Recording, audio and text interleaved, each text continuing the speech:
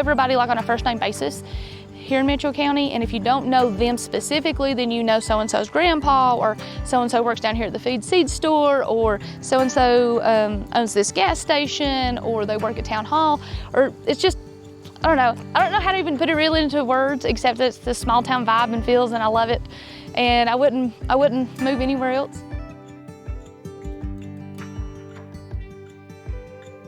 We were cutting trees, dragging them, moving patrol trucks up, getting the roadways blocked, cutting trees, dragging them, moving another 5-10 foot. And so it was, for me, that was mentally exhausting, because like you would think, okay, we've got a ways to go, and you would come around the corner and then it's just tree tunnels everywhere, both lanes of the road. And so we were just trying to cut them out enough that a single lane of traffic could come through. And so we made it from here all the way up to the top of Iron Mountain in like 24 hours.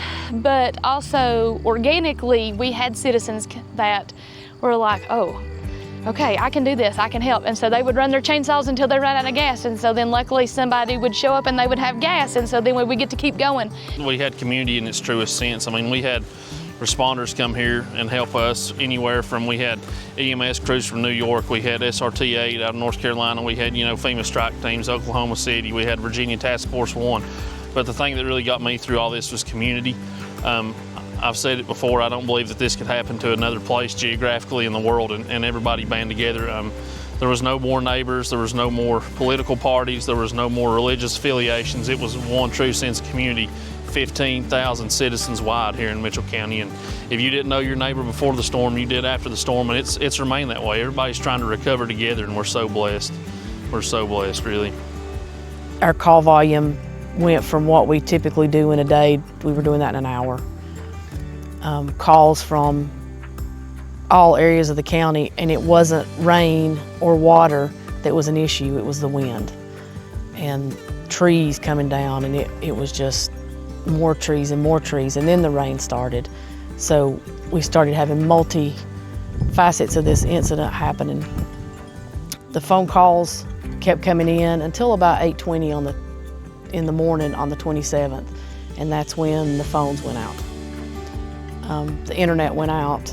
It was obvious that we had catastrophic infrastructure issues. Our radio system, which is the Highway Patrol's Viper radio system, stayed up through the entire event, and we were able to communicate using that.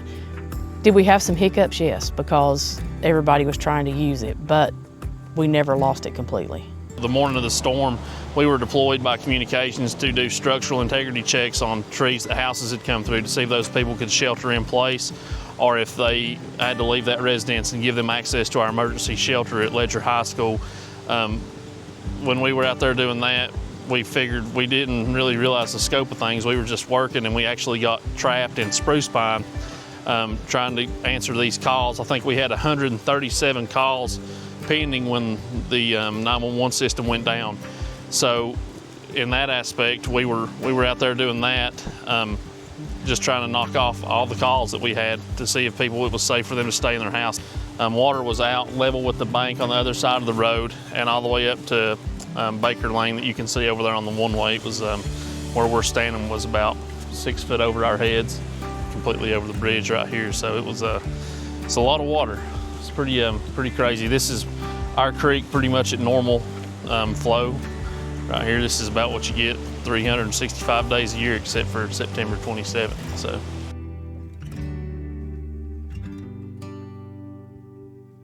All back through here, all of this was underwater.